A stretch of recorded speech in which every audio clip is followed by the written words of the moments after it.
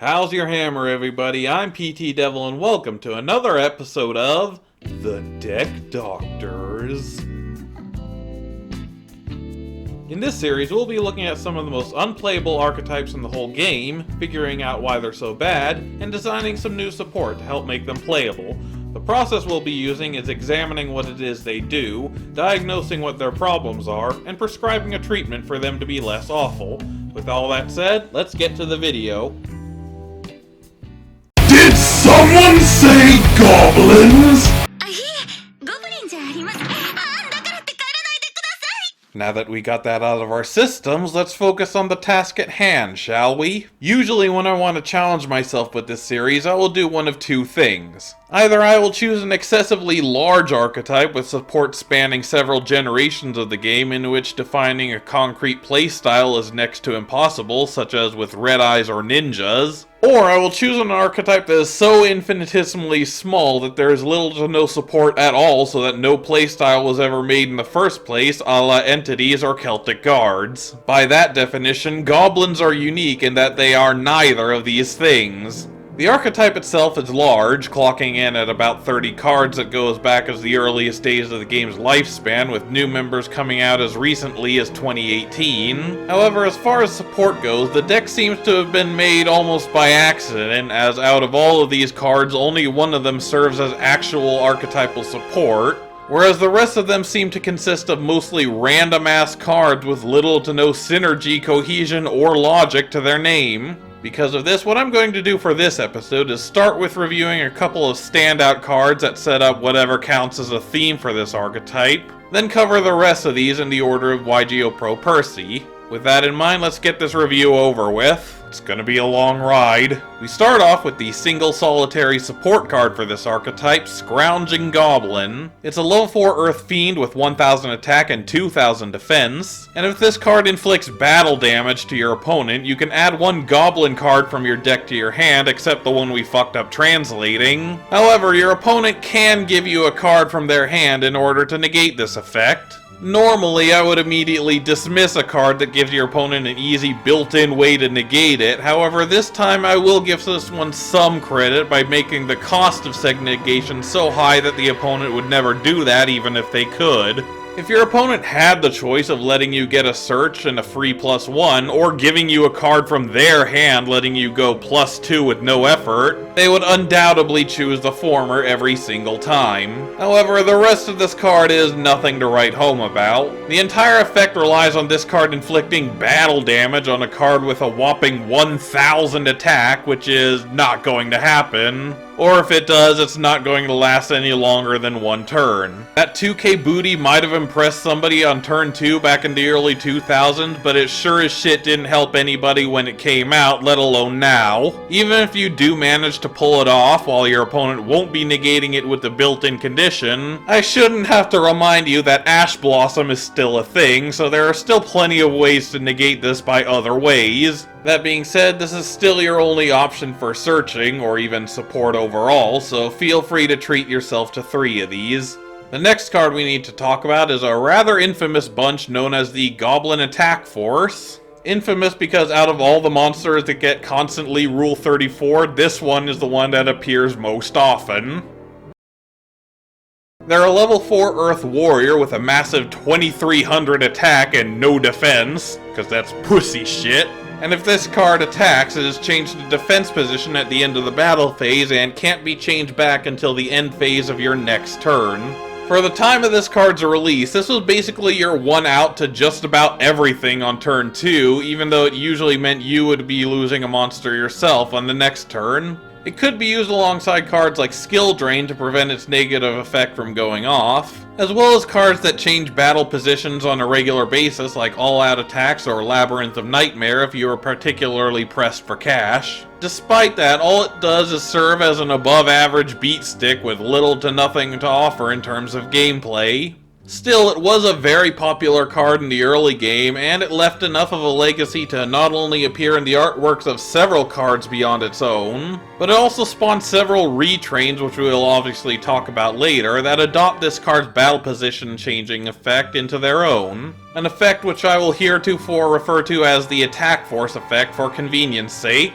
Since this is basically the cornerstone of whatever is the closest approximation of the Goblins playstyle, 2 or 3 of these should be fine. The last card we need to talk about before we get into the math review is another infamous card, this one being called Upstart Goblin. It's a normal spell that has the simple effect to let you draw a card, then give your opponent 1,000 life points. This card is currently limited to 1 copy on the Forbidden Limited list, which I personally feel is the perfect place on the ban list for a card such as this. On its own, this card is okay, though it's not exceptional since it's only a 1-for-1 in card advantage. However, because it's such a simple 1-for-1, it essentially allows you to play a 39 card deck with the 1 copy you get, adding a lot of consistency to an otherwise bricky deck.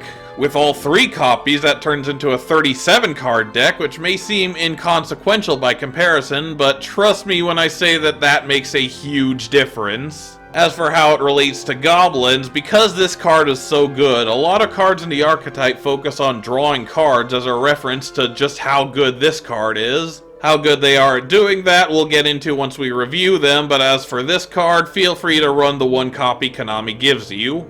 And that ends the more structured section of this review, as short as it was. I will now begin reviewing random ass cards that have little to nothing to do with what we discussed before, but they all fall into the archetype because Konami are a bunch of silly people. First up is Goblin King, a level 1 Dark Fiend with 0 attack and defense, which can't be attacked while you control another Fiend-type monster. It also gains 1,000 attack and defense for each Fiend you control other than itself. This used to be a card that people would build decks around considering the pseudo-MC lock potential with Infernal Reckless Summon, while also doubling as a potential 4K beater. However, as a Goblin card, this is severely lacking. Out of the 19 monsters that make up the rest of this archetype, only 7 of which are Fiend type, with most of the rest being divided into either Warrior or Beast Warrior. Not only that, but even with 3 of these out on the field, MC locks and big beaters are nothing to be afraid of nowadays, so it's no longer worth the monumental amount of setup needed to pull it off anymore. It would probably be for the best of you if you just forgot this one existed. I mean, he kinda looks like he wants to be left alone right now. Next up we have Second Goblin, which is another level 1 Dark Fiend, this time with 100 attack and defense, and it's an Old Union monster. Considering the standards of Old Union monsters, I could very easily leave this one there, but since I'm here, I may as well go all the way. It can equip itself to a giant orc you control, and while equipped, it can change the battle position of the equipped monster once per turn. Giant Orc is a level 4 Dark Fiend with 2200 attack and 0 defense, and it has the exact same effect as Goblin Attack Force, so there is some benefit to having this effect. That being said, this is still very much a living dumpster fire that you shouldn't even entertain the thought of running even back when this came out, let alone today. Walk away and never look back. Scrap Goblin! Listen, I know that it sounds like I'm just reviewing a bunch of random ass pack filler cards, but I swear to you these are all related. Is a level 3 Earth Beast Warrior tuner with 0 attack and 500 defense, and has the standard scrap effects of not being able to be destroyed by battle, but blows up at the end of the battle phase if it's selected as an attack target while defense position. If it's destroyed by the effect of a scrap card and sent to the graveyard, it lets you recycle a scrap card in your graveyard except for itself. It's a pretty decent scrap card, but as far as Goblin support goes, it's only really useful for being a tuner, which could allow for some synchro plays if need be. The effect doesn't do anything for non-scrap players, so its only outside use is being able to stop one attack without blowing up if it's set face down, and could serve as a target for a second attack if you needed to protect your other monsters.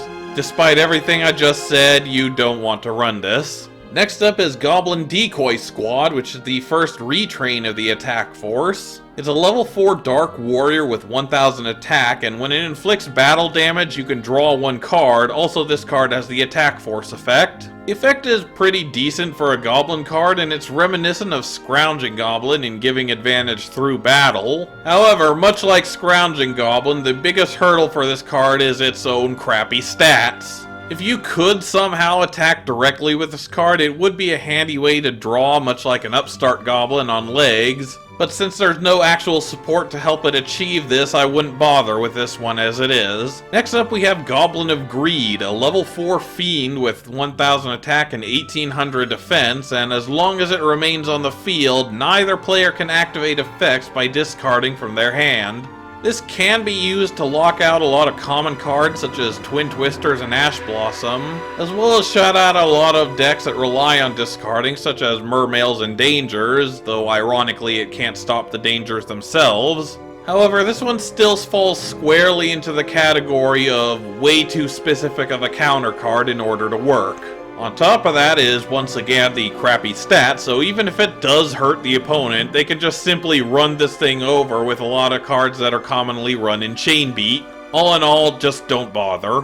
Now, Goblin Zombie is a rather interesting case. It's a level 4 Dark Zombie with 1100 attack and 1050 defense, and the following effect. When this card inflicts battle damage to your opponent, send the top card of their deck to the graveyard. When this card is sent from the field to the graveyard, add one zombie-type monster with 1200 or less defense from your deck to your hand. The reason why this is interesting is that this is a really fantastic card. The number of zombies you can search with this card's effect is ridiculously high, clocking in at a total of 113 cards and counting, versus only about 70 zombies that you can't search. Among the cards that you can search with this card are several zombie-type staples, including Zombie Master, Necroworld Banshee, Glow Up Bloom, Shiranui Solitaire, Unizombie, and even Goblin Zombie itself, considering it just so happens to have under 1200 defense. Not only that, but the effect triggers regardless of how it's sent to the graveyard, from the field at least, even if it uses material, which means that it actually got better over time with the introduction of Link monsters. Furthermore, the fact that it can search out itself only shines a light on the fact that this effect is not a once per turn, hard or otherwise, meaning that you can continue to keep generating advantage off of this card if you can continuously summon them. All that being said, however, in a Goblin deck, this one doesn't do a whole hell of a lot. Aside from this one card, there are no zombie-type goblins whatsoever for this thing to search out, so the only thing it could do is search out copies of itself, and once that runs out, it's pretty much useless from then on. Furthermore, that search effect is so good that most people forget that it even has another effect, though it's just as well considering it's one that couldn't be more outdated if it tried. So while it plays into the themes we've been seeing thus far with getting effects off through battle damage, it's not going to help you any more than the first effect. Wait a second, you realize what this makes this card, right? It's a Pot G! Oh, I've been waiting for months to use this clause again, and I finally get to! Oh, it feels good to finally come back to this, what this series is all about. Oh, thank you, Goblin Zombie-san. You've made my day. Well, that was fun and all, but now we must once again face reality as we move on to the next card, Coach Goblin. It's a level 4 Earth Fiend with 1200 attack and 1500 defense, and its only effect lets you, once per turn, place a normal monster from your hand to the bottom of your deck during the end phase to draw a card. It's honestly impressive just how useless and outdated one card could possibly be, what with the reliance on normal monsters to work, placing cards on the bottom of the deck for a single fucking draw, and only getting to use it during the end phase when having extra cards in your hand won't help you anymore. As if that wasn't enough, it's a hard once per turn on a card from the early days of Yu-Gi-Oh! When even soft once per turns were hair-pullingly rare, meaning that Konami somehow looked at this dumpster fire and thought it was too powerful, but somehow Mass Driver and Card of Save for a Turn were perfectly fine. Yeah, that seems reasonable. Anyway, don't run this shit. Next up we have Goblin Black Ops, another Attack Force clone, this time a Dark Beast Warrior with 1300 attack and no defense. And its unique effect is that it can attack directly along with the Attack Force effect. As far as direct attackers go, this is certainly in the upper echelon in terms of out-of-the-box attack power, and the fact that it goes to defense position can protect you from retaliation damage, assuming your opponent doesn't have any piercing damage. Does this make it worth running? Not even in the slightest, but I at least appreciate the effort they put into this one. The next monster is Goblins, a level 4 Earth Warrior with 1400 attack and no defense, and when it's normal summoned, you can special summon a level 4 or lower monster from your hand, then change this card to defense position. Kind of a pseudo attack force clone, except this one is actually a really good card. Not only does it make rank 4 plays ridiculously easy in just about any deck, but it's also the only source of swarming this archetype in particular has, barring a certain other card that is currently sitting pretty on the ban list. So if you're playing a Goblin deck, make sure to max out on this one.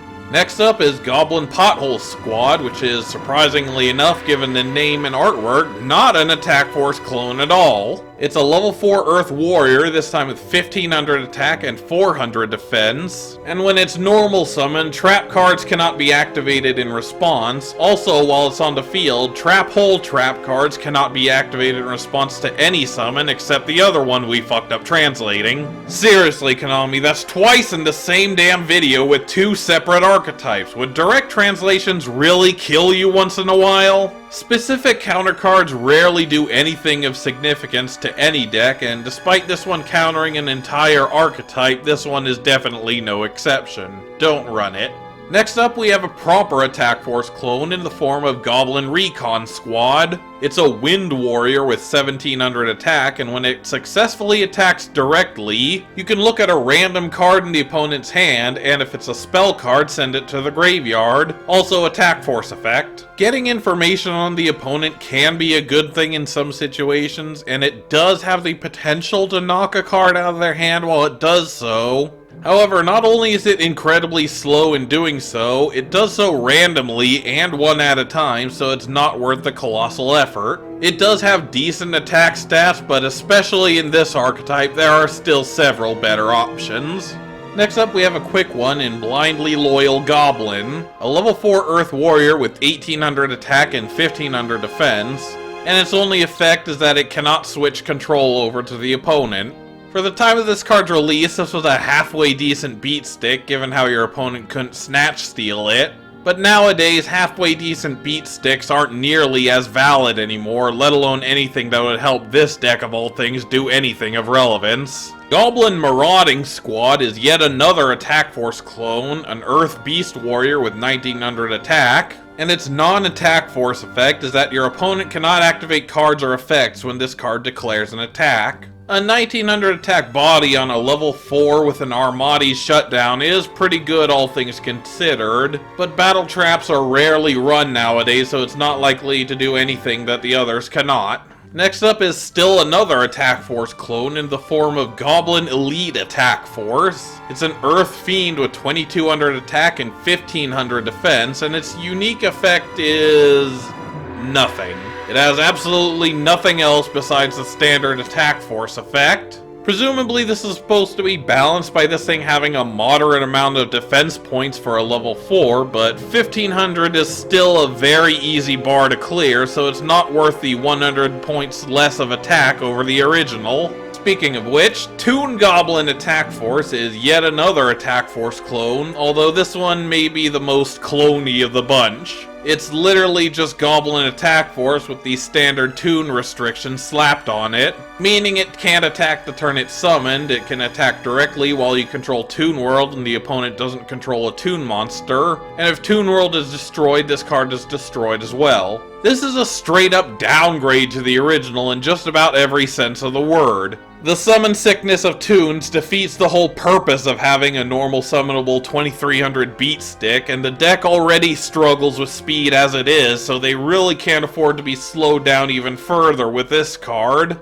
Even Toons can barely afford to play this card due to a lack of any beneficial effects to further their plays. I guess what I'm trying to get at is that I've seen more intimidating anime goblins than these things. But sadly, the fun we've been having must now come to an end as we come to the next card, Nightmare Goblin. It's a Link 2 Wind Fiend with 1300 attack and arrows pointing left and right, requires 2 monsters with different names, and has the following effect. If this card is Link summoned, you can discard 1 card. If this card was co-linked when this effect was activated, you can draw 1 card. Also, during your main phase this turn, you can normal summon 1 monster from your hand to your zone this card points to, in addition to your normal summoner set. Can only use this effect of Nightmare Goblin once per turn. Neither player can target your co-linked monsters with card effects.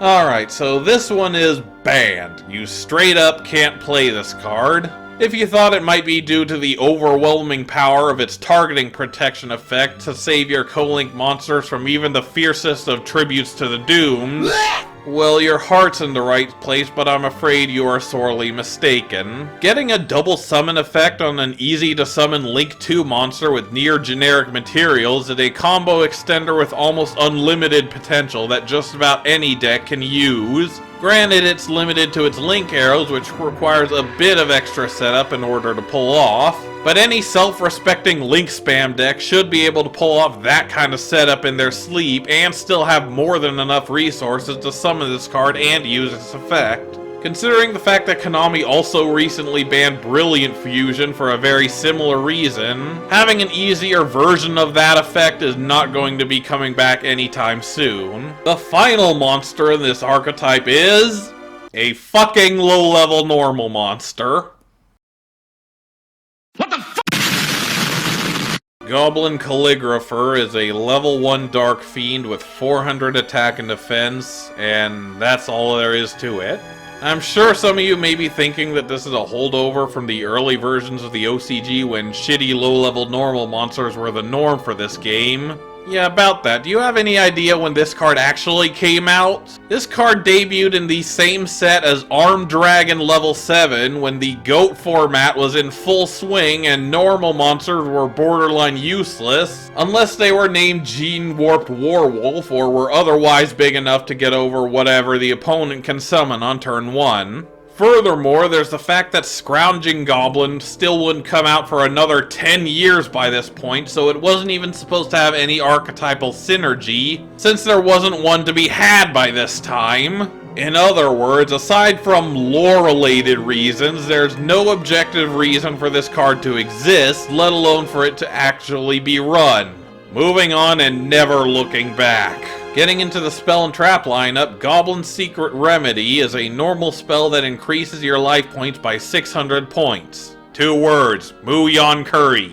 Next. Goblin Thief is another normal spell that inflicts 500 points of damage to the opponent's life points and increases yours by 500. 5 words, Poison of the Old Man. Next again. The next card is Peeking Goblin, another normal spell that makes your opponent reveal the top 3 cards of their deck. Then you place one of them on the bottom of their deck and place the other 2 on top in any order. I know spirals are kind of making a comeback now, but this is still nowhere near enough to be worth running even in that deck. The only way it can be of any use if your opponent somehow stacks their deck, but not only is that not something that happens often over just searching, but it's something that happens even more rarely on your turn, so a normal spell isn't even going to help for that. However, if you thought that card was bad, then boy do I have a treat for you. Goblin Circus is a continuous spell that, during your end phase, makes you reveal the bottom card of your deck, and either place it on top of your deck or banish it face down. This has to be one of the worst cards ever printed that wasn't specifically designed to be bad. I can think of a few cards that this card is supposed to quote-unquote synergize with, including cards like Recycle and Chaos Zone, as well as actually good cards like Saryuya and the 7th one. However, even in the best of circumstances, this card is still slower than a geriatric snail that just downed a bottle of muscle relaxant. Not only does it only work during your end phase, assuming it even survives that long, but it only top decks the card as opposed to adding it to your hand, meaning that you both have to wait a turn and give up your normal draw in order to get it.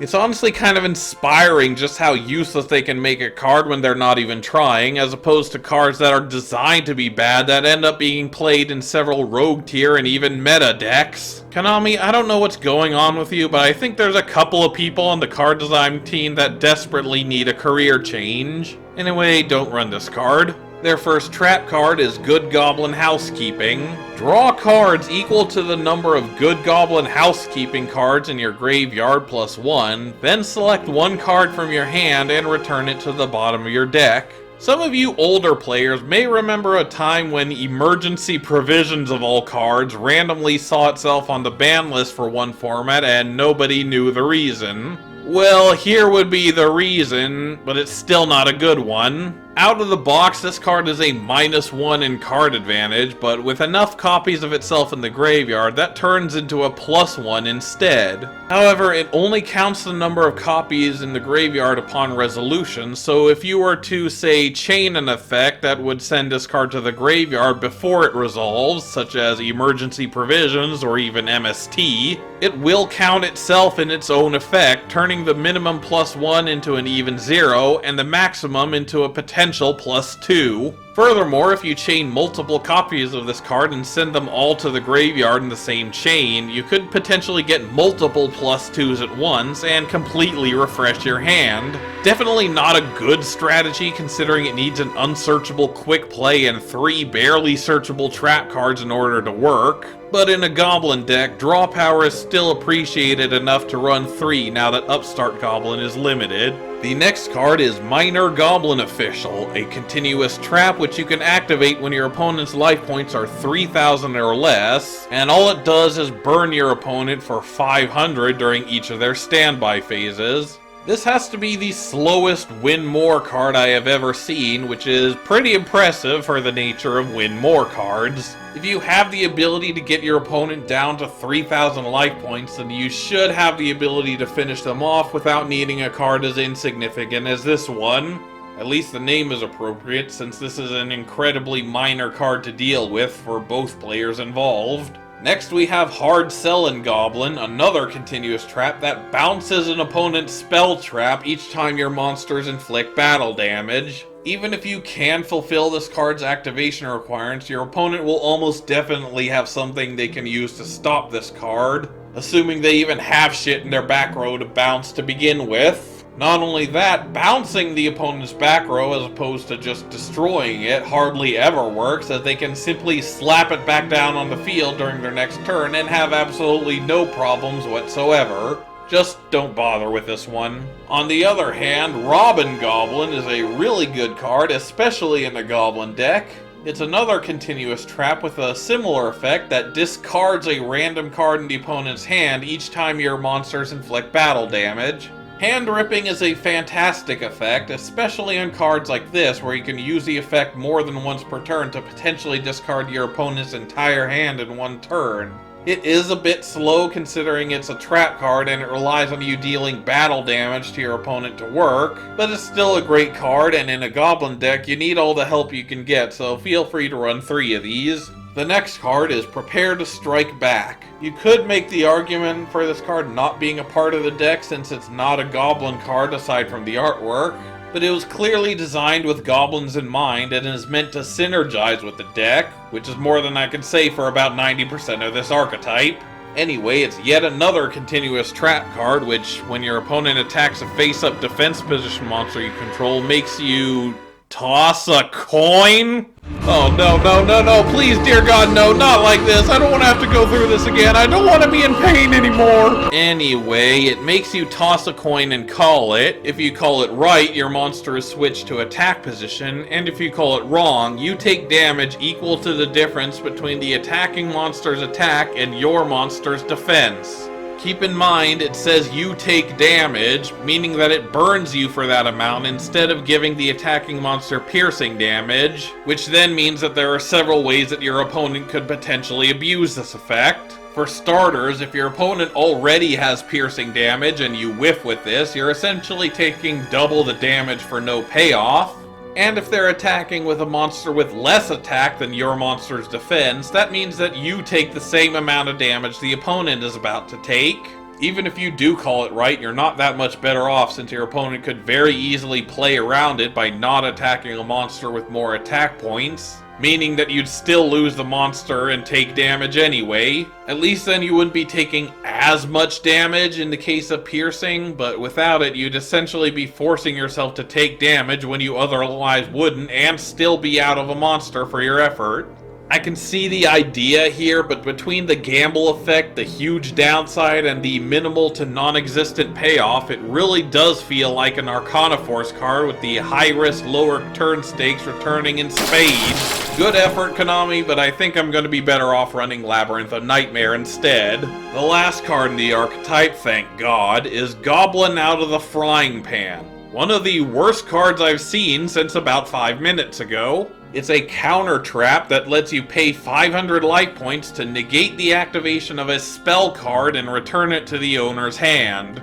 Do you even realize just how hard you have to try to make a counter trap card this shitty? In case you're missing the trick here, negating a spell card doesn't do jack shit when you then bounce it back to their hand where they can simply activate it again immediately. Activate Monster Reborn. Goblin Out of the Frying Pan. Negate it. Activate Monster Reborn. How could this possibly have happened? Literally, the only way I can think of using this card is if you were to give your opponent one of your spell cards and wait for them to activate it so you could bounce it back to your own hand. But even then, your opponent is going to know something is up when you just hand them a free Raigeki with no explanation.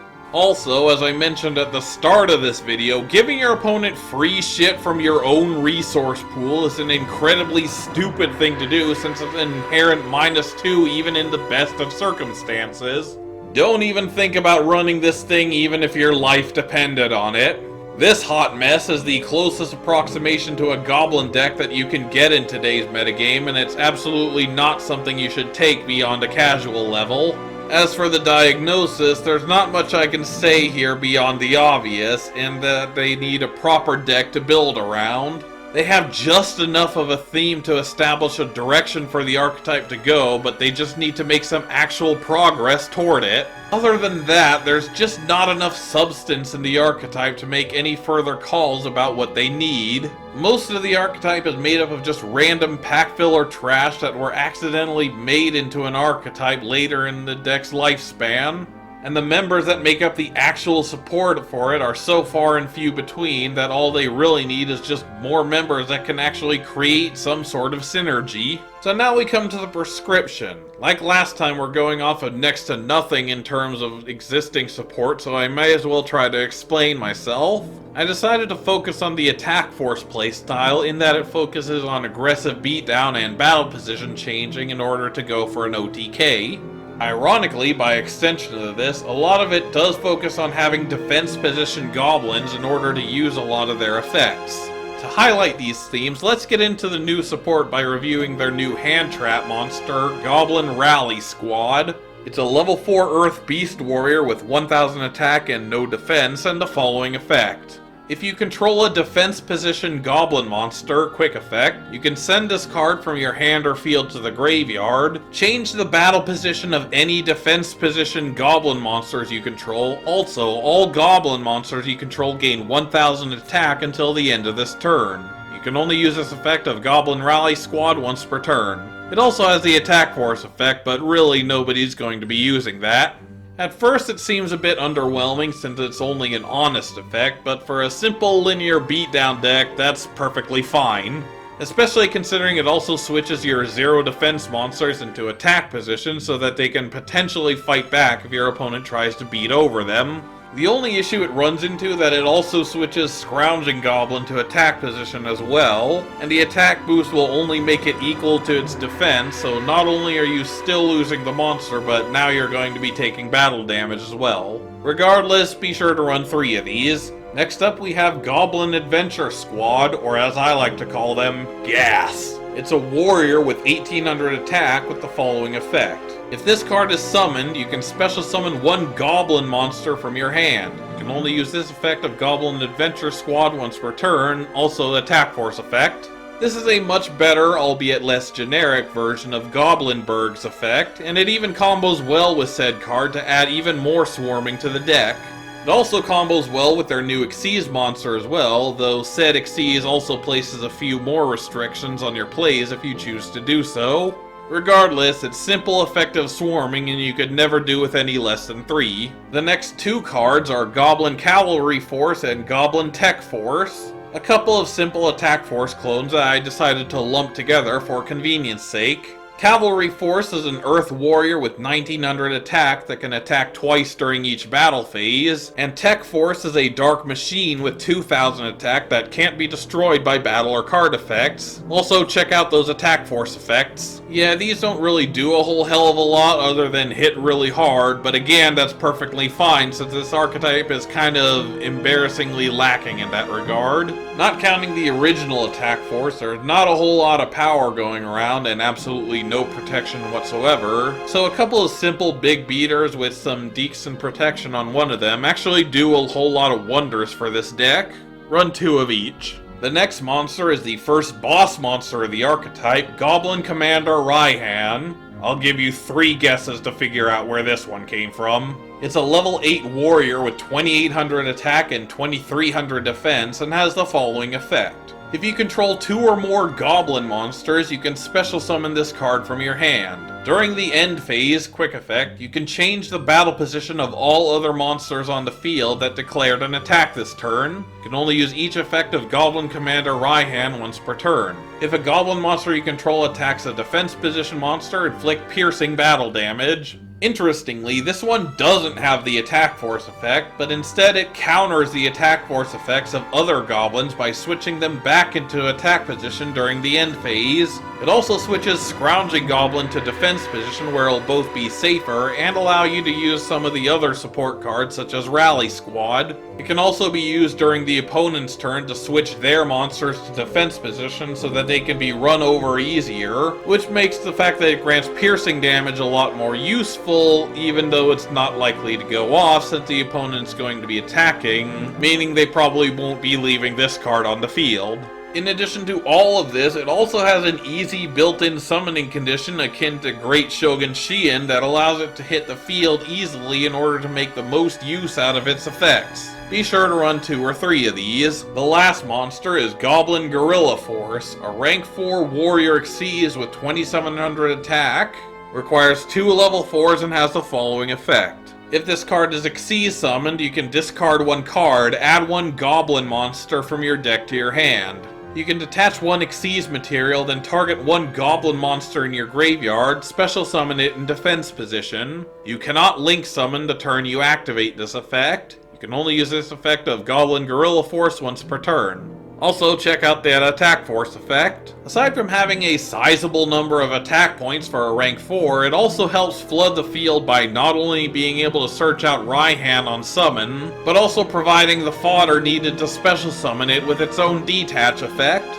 Granted, it summons the new monster in defense position, but that's almost a plus in and of itself since a lot of these cards need defense position goblins in order to work. Just as an example, if you were to revive Rally Squad with this effect, you could then use its own effect to send itself to the graveyard afterward to give your monsters a free 1000 attack, since it would count itself as a defense position goblin on the field. All in all, it's a fantastic swarming tool and beatdown option, so feel free to run 2 or 3 of these. Their first spell card is Goblin Ambush Tactics. It's a quick play with this effect. Target 1 attack position goblin monster you control, change that target to defense position, and if you do, inflict damage to your opponent equal to its attack. This is treated as battle damage from a direct attack by the targeted monster. You can banish this card from your graveyard, special summon 1 level 4 or lower goblin monster from your deck. You can only use 1 Goblin Ambush Tactics effect per turn and only once per turn. I'm pretty sure I got the PSET on this card correct, but since the closest thing to a precedent this card has is Gravekeeper's Vassal, I can never be too sure. The reason for this card dealing battle damage via effect damage is simple. It was designed to be able to proc the effects of Scrounging Goblin and Decoy Squad on the first turn so that you could get an easy search/draw while also dealing some extra damage while you're at it. It can also be used on Raihan after the battle phase in order to potentially finish off limping opponents since he will be left in attack position after attacking. Furthermore, you could also set this card to use after Rally Squad's effect to get another goblin back to defense position in order to use other similar effects again. On top of that, it also has a graveyard effect that can provide a new goblin straight from your deck to be able to come back after a beating, or even build a board if you discarded it off of Guerrilla Force's effect.